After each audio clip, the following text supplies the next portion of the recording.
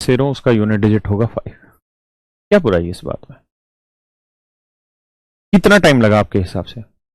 मुझे लगता है अगर आप प्रैक्टिस कर लेंगे पहले से तो 1 से 2 मैक्सिमम 3 से 4 से 5 सेकंड से ऊपर का टाइम नहीं लगेगा सवाल को क्रैक करने में, है ना? देखिए ये पेपर वाला भी जानता है कि मैं इसे कैलकुलेट नहीं करवाना चाहता, वो कुछ ना कुछ ऐसा हिंट देगा जिससे आप जल्दी से आंसर निकाल, है ना? दूसरी बात, हर चीज एक झटके में आसान नहीं होती, इस बात को ध्यान रखिए।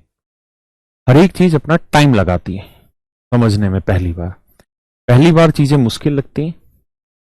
सेकंड टाइम जब उन्हीं चीजों की घर पे मतलब आज पढ़ो फिर घर जाके प्रैक्टिस करो, जब इन्हीं चीजों की प्रैक्टिस करके सेकंड टाइम करोगे तो मॉडरेट लगेगी, सामान्य लगेगी। और जब थर्ड टाइम आप इनकी प्रैक्टिस करेंगे ना, तब आप कहेंगे अरे तो खुद से सवाल है, 2 सेकंड के खेल है।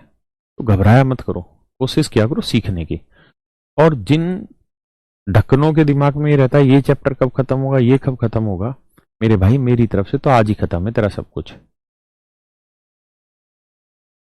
आप हमेशा एक बात ध्यान रखना, जिसकी निगाहें मंजिल पे है वो कामयाब है, और जिसकी निगाहें रास्ते की लंबाई पे है, चाहे वो भगवान ही क्यों ना हो, अगर वो रास्ते की लंबाई को ध्यान में रख के आगे बढ़ रहा है तो एक ना एक दिन असफल होना ही है। क्योंकि रास्ते की लंबाई को सोचते रहेंगे तो कामयाबी हाथ नहीं लगेगी। आप रास्ते की लंबाई को मत मापिए, आप सामने अपनी नजरें करिए अपने टारगेट की तरफ और बढ़ते रहिए, रोज थोड़ा थोड़ा थोड़ा थोड़ा रोज बढ़ते रहिए। जैसे जैसे बढ़ते रहेंगे रास्ता धीरे धीरे खुलता रहेगा, दिखता रहेगा, है ना? कभी पहाड़ों में ड्राइविंग की है? साइकिल चलाई हो, मोटरसाइकिल चलाई हो, गाड़ी चलाई हो, कुछ चलाया पहाड़ पे?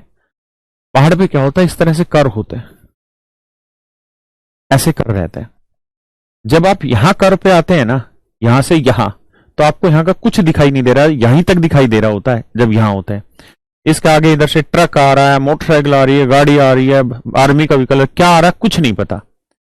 अगर आप जीवन यहीं छोड़ देंगे, यार आगे तो मुझे भरोसा ही नहीं क्या आ रहा है, तो आगे आप कुछ पार नहीं कर पाएंगे।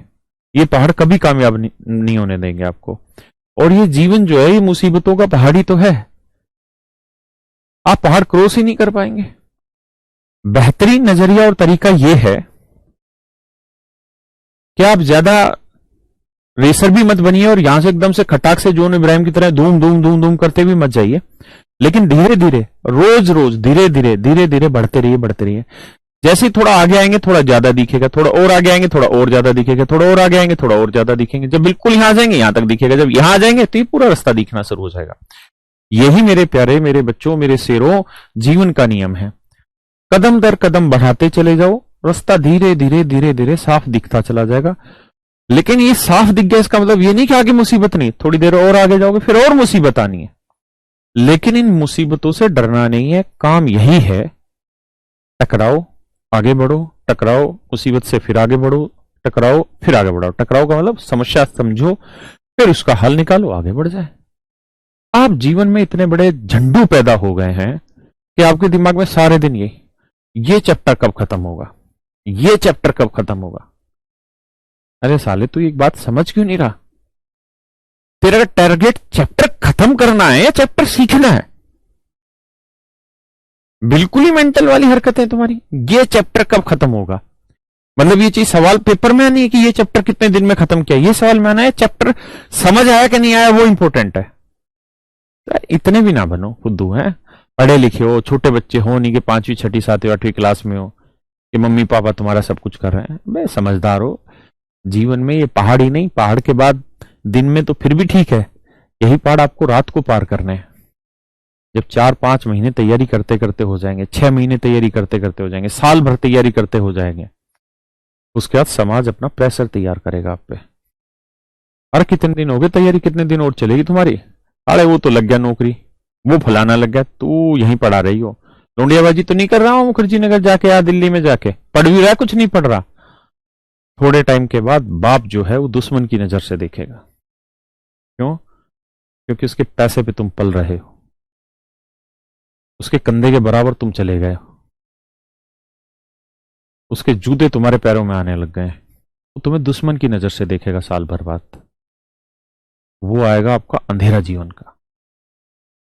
और मेरे भाई,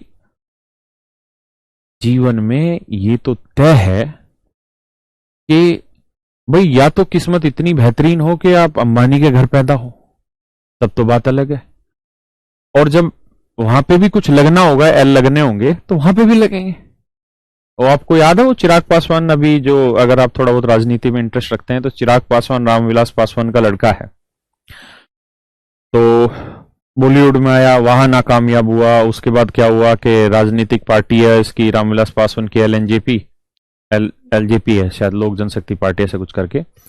उसमें वो मतलब हीरो बना रखा था पार्टी में, अपने आप से डिसीजन लेता था, गलत डिसीजन लेता चला गया। उसके बाद अब उसके चाचा ने पता क्या किया, पारस पशुपतिनाथ शायद उसके चाचा का नाम, उसने पार्टी हाईजैक कर ली और कल मंत्रिमंडल का प्रसार हुआ है ना मोदी जी का, तो कल उसको मिनिस्टर बना दिया।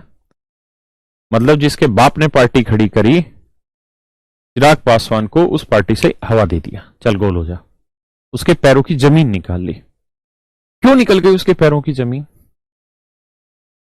ऐसा क्या हुआ कि मोदी जी इतने हिट हो गए, इतने ब्लेंडर मिस्टेक हुए हैं उनके इन दोनों कार्यकाल में। कोरोना जो अपने आप में इतना मतलब एक्सट्रीम लेवल पे फैला, फिर भी राहुल गांधी को लोग आज भी प्राइम मिनिस्टर की तर्ज पे नहीं देख रहे। कांग्रेस से हर स्टेट में झगड़ा हो रहा है, राहुल गांधी के नीचे की, पैर के नीचे की जमीन खिसक चुकी है। कारण क्या है? कारण एक ही है कि इन्होंने अपने पैरों के नीचे की जमीन कभी तैयार की ही नहीं, इनके मां बाप ने तैयार करके दे दी। चिराग पासवान के पैरों के नीचे से उसकी पार्टी इसलिए खिसक गई क्योंकि उसने पार्टी बनी कैसे उस स्ट्रगल को कभी देखा ही नहीं, है ना। तो या तो आप उस लेवल के पैदा हुए हो तब तो बात अलग है, और उस लेवल पे पैदा हुए तो भैया हम जैसे गरीबों से तो आप कहां कोचिंग लेंगे, फिर तो आप इटली जाएंगे पढ़ने। तो आप हमसे कोचिंग ले रहे हैं तो इसका मतलब बिल्कुल गरीब परिवार से ही है सारे के सारे, या सामान्य परिवार से हैं। तो इसका मतलब आपको जीवन में झमेले देखने हैं, 100% देखने हैं, परेशानियां देखनी है जीवन में, मुसीबतें देखनी है, लेकिन उससे लड़ना है, डर के छिपके नहीं बैठना। आप इससे छिपके बैठ जाओगे बेटा और यहां आओगे, यहां छिपके पापा हाथ पकड़ के पार करा देंगे, यहां फंस जाओगे, यहां से पापा हाथ पकड़ के पार कराएंगे, यहां फंसोगे। मतलब जब तक तुम खुद पार करना नहीं सीखोगे तुम्हें फंसना पड़ेगा ही पड़ेगा। So it is very mandatory for all of you, आप अपनी समस्याएं समझें, उनका हल करें, आगे बढ़े, यही जीवन है। इसलिए आज के बाद ये कोई नहीं कहेगा कि भैया ये सिलेबस कब खत्म होगा। चलिए आइए,